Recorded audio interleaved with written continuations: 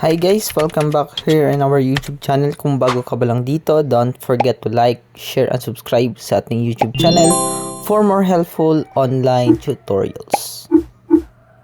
Good day everyone! Na-experience mo na bang mag-automatic deduction ang iyong GCash? If na-experience mo, this video is for you kasi ituturo ko sa inyo kung paano maka-refund sa iyong automatic deduction sa GCash. So last May 2 kahapon, ito yung na-receive ko na text at message which is automatic deduction sa aking GCash. Paano ko nga ba ito nasolusyonan? So ang ginawa ko, open ko muna yung Play Store natin. Then click mo yung profile dyan sa baba, yung my profile. Then scroll down na natin, click mo yung payment and subscription. Then next dyan gagawin is click mo lang yung subscription, then hanapin mo yung application na nag-auto deduction. Sa akin is CapCut, so click ko yung CapCut. Then next, click mo lang yung cancel subscription. So ayan, reason of canceling, click mo lang yan. So ang nilagay ko dito is pwede yung decline to answer or I don't use this service enough or technical issue. So click ko technical issue, then click ko lang yung cancel subscription. So na-cancel na po natin. Since natapos na tayong mag-cancel sa Google Play Store, punta naman tayo sa Google Chrome, then type mo yung Google. Okay, then search lang natin, then click mo yung Google rin ulit.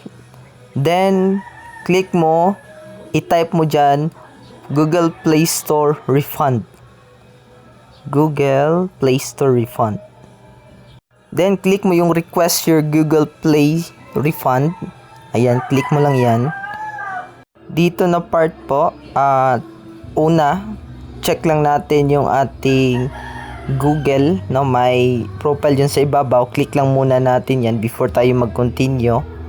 Click nyo lang, i-check nyo yung Google nyo if similar po ba, no? Check nyo lang yan, similar po ba sa ating Google Play Store na ginamit. Then after nyan, pag ma-check mo na, click nyo lang yung continue. Ayan, confirm. Then dito, select mo yung item since CapCut yung item na kinuha ko as subscription. Click mo lang yung circle, then tap continue.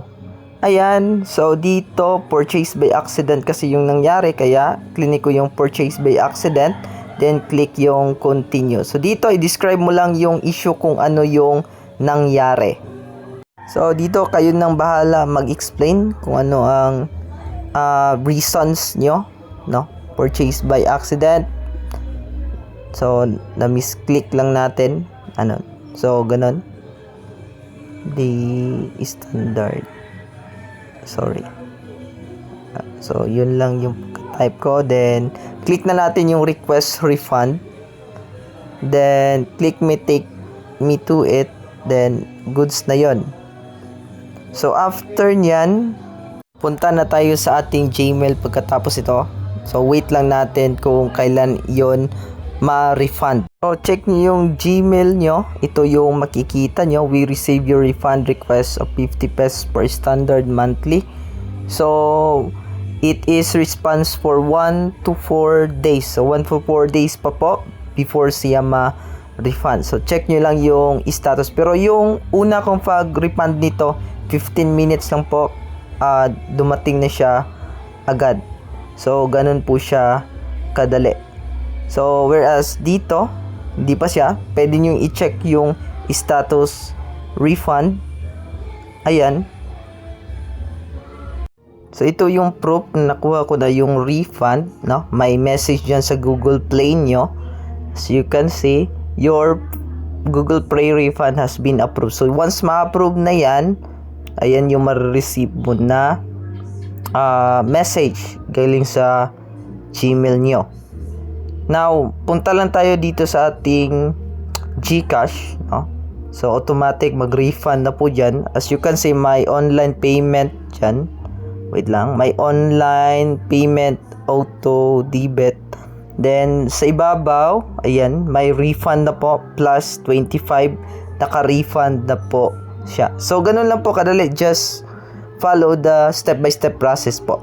And that's all for today, guys. Thank you. Please like, share, and subscribe sa ating YouTube channel for more helpful tutorial. Kung may mga katanungan po tayo, just comment down below para sagutin po natin ang mga katanungan na yan. And God bless po sa ating lahat.